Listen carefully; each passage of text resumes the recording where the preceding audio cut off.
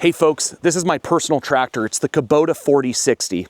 I use it for my 13-acre tree farm and my real estate business. I'm going to be showing you guys the features, the accessories, and all the things that I think is a must-have for a country property in Southwest Washington. This is my 5th tractor. All the others didn't quite work for what I wanted it to, but this just about does it all. Fieldwork, grading, light logging, and heavy lifting. Guys, grab a pen and a piece of paper. You're going to want to write some of this stuff down. So first up, we're gonna talk about some of the accessories on my tractor. All right, first up, the saw haul. This here will save you a chainsaw. I can guarantee it. Now I know that because I used to put my chainsaw in my bucket, and one time, guess what I did? I forgot my chainsaw was in there and I ended up dumping out a load of rock and grading right over it. Now this little saw haul here, these run you a few $100, but it's super duper handy. You're driving on your tractor, okay? What's that? Okay, I got a branch down.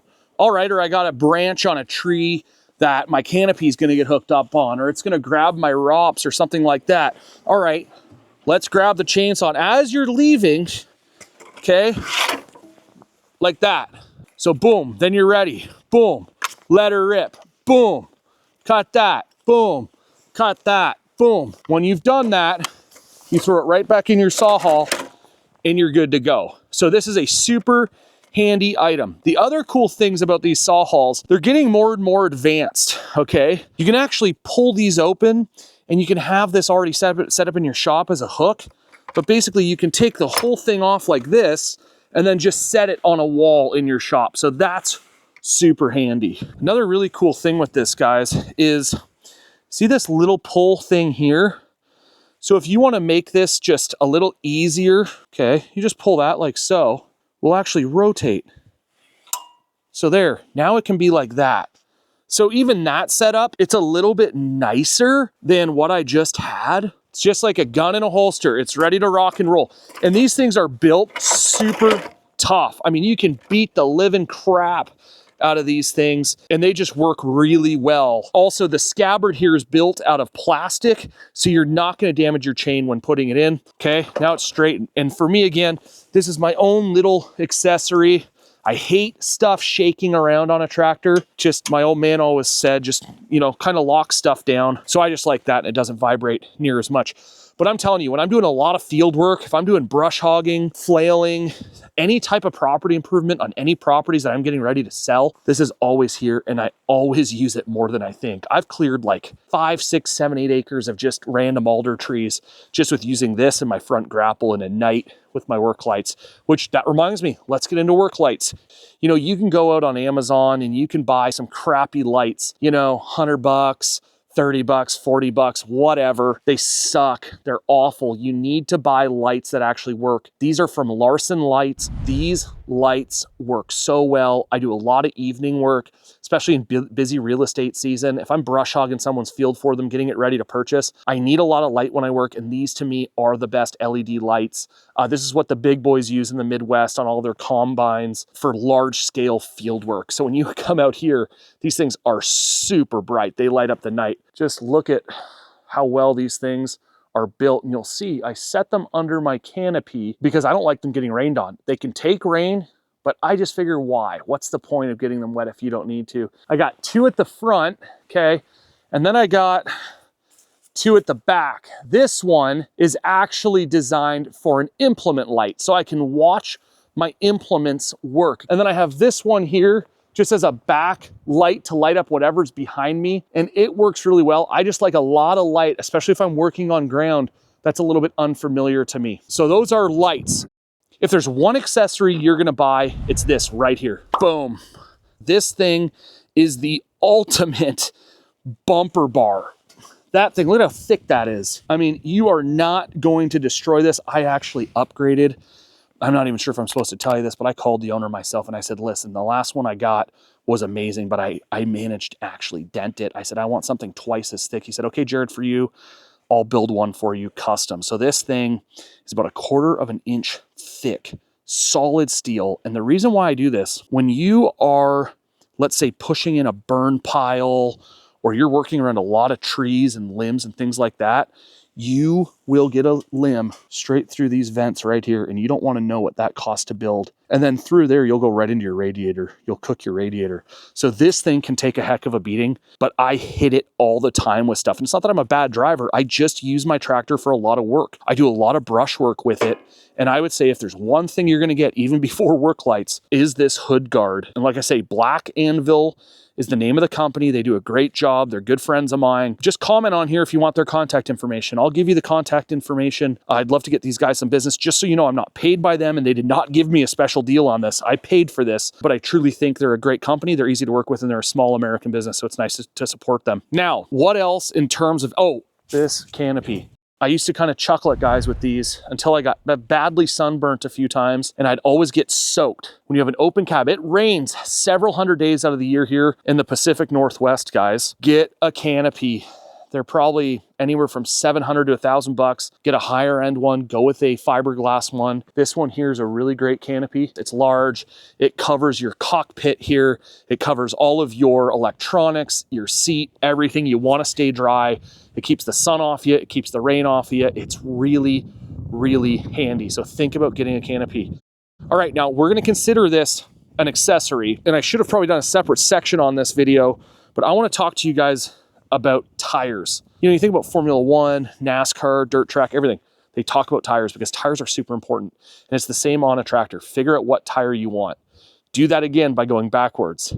What type of work am I going to be doing and what's the best tire for it? So this is the industrial tire from Kubota. Okay, what is important about this? It doesn't have a super aggressive tread. Reason is, hey Dougie, I didn't want to destroy my pasture land here.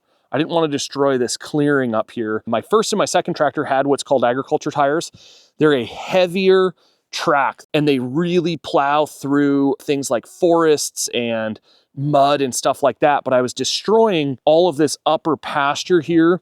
My wife was getting mad at me and she's going, Jared, you've destroyed the lawn every time I would, turn my tractor or go in circles or anything like that. I also do a lot of work on gravel and roads, and I just wanted something that drove a little bit smoother. So this is kind of the best case scenario.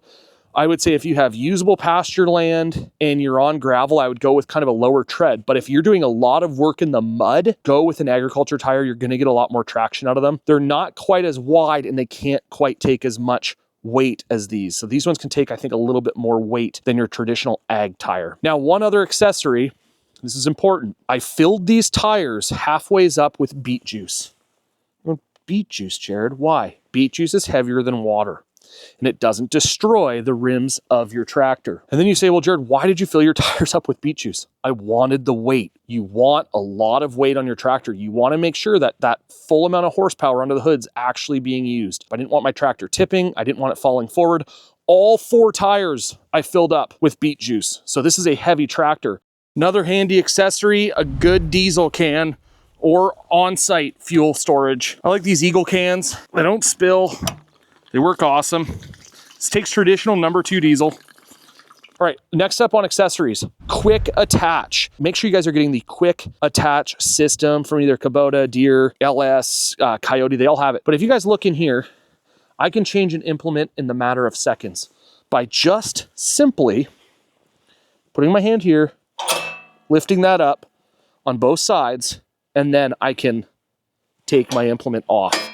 Imagine if every time you wanted to switch out from a fork to a bucket to a grapple, you had to undo all the pins. It's cumbersome, it's time consuming, it's annoying. Do not be cheap, get the quick attach system. Every tractor manufacturer has some type of system that traditionally works. Next, I just wanted to take a second to let you guys know I'm a real estate agent out here in Southwest Washington. We specialize in acreage properties and country homes. My personal cell phone is 360-612-2079. Call me for some personalized tractor advice, or if you're thinking about selling your home or buying a property out here, let's go burn some fuel and get her done. All right, let's go into Implements 101. We're going to talk about tractor forks. These are Land Pride forks. PFL 2042s. These are actually a light duty pallet. They lift about 2,000 pounds. I'm fairly certain this tractor will not have a lift capacity of 2,000 pounds. I think it's a 1,750 pound lift capacity. So pallet forks are really important. You will end up using these more than you think. In fact, you may end up using these more than the bucket. So this is a Kubota bucket. It's a heavy duty bucket. You can use this for moving rock, moving soil. You can also use it for light grading in reverse. So a lot of people actually just grade with their bucket, and it's not as good, but it does work quite well. So think about that. You can load wood into it.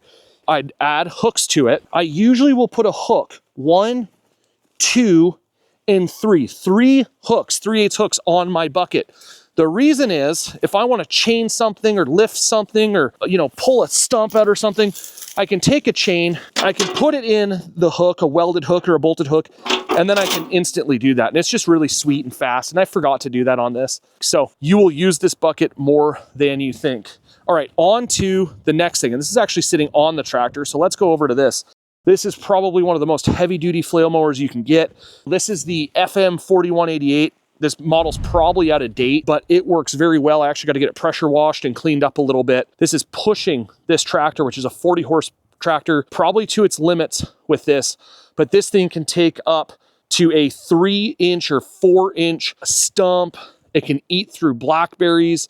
It mows super well, super clean. I would actually encourage thinking about getting this before I would even get a brush hog. It just does such a nice job. But if you don't go with a heavy duty one, you'll kill it if you're using it for brush hog work. So let's look underneath it. Look at the size of the beaters on this sucker. I mean, those things are massive, massively heavy.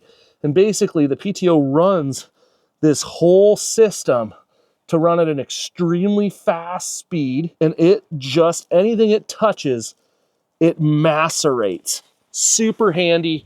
This is a great flail. But guys, another really cool thing, this flail's offset. So if you have to mow along fence lines, which you will have to do, I can get right up to the fence line. Because you can see I'm about 24 inches off from my back tire there. You see that? So this is by far probably one of my favorite implements for a tractor. Now, I just compared it to a brush hog, so let's go look at a brush hog. This is a heavy duty, and it's, I think, the most heavy duty one Woods builds. This is a Woods 720. Notice it's not a BB72, it's a 720. I used to have a B600, not a BB60. They're very different units. This is an industrial brush hog. This thing weighs a lot, probably better part of a ton. That weighs almost 1,500 pounds. But look at how thick the steel is here, guys. That's my finger. Massive, massive, massive unit. This is a 6-foot wide, 72-inch wide. This works great on a 35 plus horsepower tractor. I would not run this on a lower size tractor. It'd be too big. In fact, this one's going to be even pushing my 40 horse. This can take, again, up to a 3-inch root ball. You can hit just about anything with this thing. They have oversized gearboxes, stump jumpers. You can change out your blades from this access point right here. You got chain guards on the back. You got skid plates on each side. I mean, this thing is an absolute beast. This is great for a tree farm, clearing trails, improving pastures, clearing fence lines. I mean, you will use a brush hog for just about everything. Again, if you guys aren't getting it yet, you should be. Buy the heaviest duty stuff. Now, don't get me wrong, heavy duty is probably twice the price, but it is so worth it, especially if you're on a tree farm and you're hitting a lot of roots and big, thick blackberries and things like that. Those smaller BB models from Woods or even the Land Pride 2060s, they're not going to work. You're going to want like a 2560. You're going to want the 720s. You're going to want the bigger, heavier duty units. So there's a massive difference. Make sure your tractor has enough horsepower to run them. If they don't, then don't go with an implement this size. You'll end up killing your tractor. So just be aware of that. All right, that's the brush hog. Next up, and I knocked this thing over when I hit it with that flail mower while kind of getting set up for this video. But this is a rake and box blade. This is a 5-foot box blade. Great little box blade. Good for just grading roads, things like that. It's not too technical. It's pretty basic. It's got these tines here. All these tines are in good shape. Keep these teeth in good shape. You can replace them teeth for not that much money, but it's a great little American-made box blade. Awesome for just improving roads. I'll always use it here on my access road. And then I'm going to go over to another implement that's similar to that box blade. I have a Land Pride, what they call a land plane, a Land Pride land plane. These things aren't cheap, but man, these are the ultimate grading tool. They grade roads, they grade fields, any dirt work. These are really handy. They're really, really well built. So this is a land plane. It's not quite a box blade. This is made exclusively from Land Pride. They're heavy duty. They work well. They use the quick attach system on the 3-point. Next up, the Grapple. If you're working on a property that has any type of trees, you're going to want a Grapple. It's the same quick attach system, but you have to hook them up to the front hydraulics. $2,500 upgrade, worth every minute of it. There's one, and there's two. They're hooked in and ready to go, guys. It's that quick, it's that simple, it's that easy.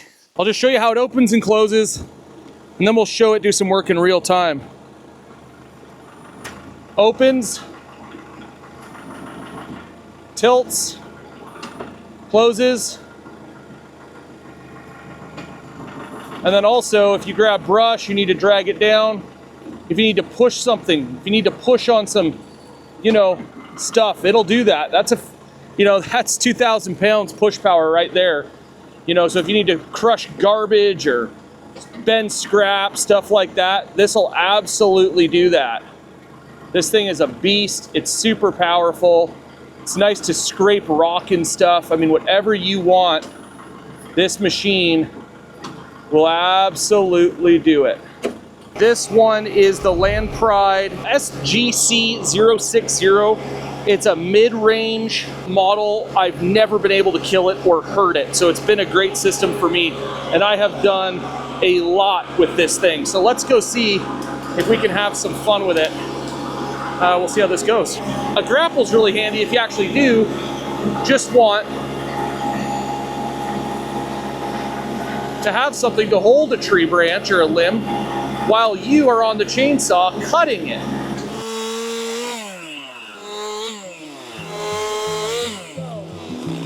And that's it, guys. I mean, isn't that just so sweet how easy that thing works? I just love this whole setup, this whole system. If you have any amount of trees, you're gonna come across limbs all the time, whether it's a windstorm or what the scenario is. So this Grapple attachment is just a sweet deal.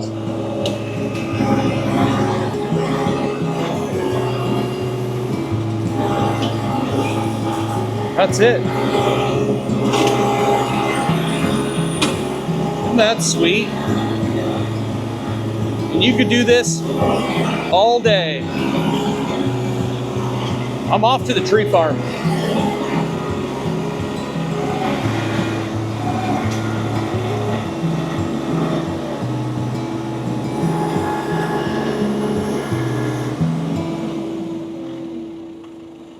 All right, guys, a few other things about this Kubota 4060. Some huge differences between this tractor, I'm here in the cockpit, between this tractor and the 3302s or the 3902s, 3901s, 3301s, etc. This right here. So you got 3 gears, and then on each gear, you have a slow and a fast, slow, fast. So you actually have more like 6 gears. You got an ultra low gear, which is sweet for doing field work, but then this thing can scoot. When you put this thing into high gear, you can fly. This is all your DPF stuff. Meh, meh. But look, we also have advanced auto throttle. That means you can drive this thing like a car throttle or a truck throttle. You push the gas, it goes faster. It's sweet. You got high-end cruise control. I know, this thing's like a Learjet on 4 wheels. You have different displays on this thing, PTO speed, kilometers an hour, and lots of different other things that I don't want to go through because my sand will be all screwed up for this video. You got steering wheel tilt. Okay, that's so sweet. You have a high, medium, and low gear. No clutch on this tractor. In order to engage the PTO, it's just this. Just a flick of a switch. 3-point, up and down, throttle, etc. Also, this is a treadle paddle. A treadle, they call it, a treadle pedal. These are so much sweeter than the 33 series, the 01 and 02 series. This is so much more convenient. Forward, backwards. Now, I want to talk to you guys about cost and budget, and I'm not saying this braggadociously. I don't want, you guys to say like, hey, this guy spent a bunch of money on a tractor. I worked my way up. I bought my first tractor for $1,100, and then I sold it for $10,000. It was a good deal on the first one. Fair, full disclosure. Sold it for $10K, bought my other one for $19, sold it for $23, bought my other one for $23, sold it for $28, Bought my other one for 30, sold it for 30, bought this one for 30, and now I have it. And it's probably a $50,000 tractor setup. So you can get a really good tractor. I would say between $15,000 and $25,000, you can get a sweet setup. Buy a tractor based on your needs, not based on your budget. I'm not saying go out and take out a big loan and get an expensive tractor. All I'm saying is if you buy a tractor that's too small or doesn't actually work for what you need it for, it's going to collect dust. You got to get something big enough. It's got to make sense, and it's got to do, I would say, 85 to 90% of the tasks. Now, don't go buy something that can do absolutely everything. This tractor can't take a belly mower, so it's not ideal for mowing a lawn. I use a flail mower because my lawn's not that nice. I just need to kind of keep pasture land and stuff cleared like that. If you need to buy a lawnmower, go buy a lawnmower. Don't try and mix that in with a tractor. A lot of people also go with a backhoe attachment. I've always advised against that. They're huge, they're clunky, they're really difficult to operate. You're on one seat, then you're on another seat, and you're not going to use it that often. For the week you're going to use your backhoe, go out and rent a John Deere 50G, 100G, get a big backhoe, get a big excavator, or I guess a mini excavator if it's a 50G, and do your mini excavation work for that 1 week and rent it. You're going to waste your money trying to hook that all up to a tractor. So I think if you can get away with some good 3-point implements, front grapple, brush hog, flail mower, one or the other. You don't need both. Rototiller if you're actually going to be tilling, and a box grader, and that's probably going to get you guys by. So just really focus on what you need and go that route. Now here's the deal. If you guys want any more information on tractors, if you guys have bought a property or thinking about buying a property and you go, Jared, what tractor should I buy? Call me or text me on my personal cell. I've done a lot of work on this. I failed at it a lot, which means I'm pretty decent at it. And I live and breathe country living. If you have questions about implements, same thing. Throw them in the comments. I want you guys to watch this video next for more tips on country living. All right, my name's Jared Ritz. I am your Southwest Washington country broker and rural living specialist. Call me on my personal cell phone, 360-612-2079. If you guys are thinking about buying or selling in the future, let me know. I'd love to help you out. And I can't wait to go on the next adventure with you. Cheers.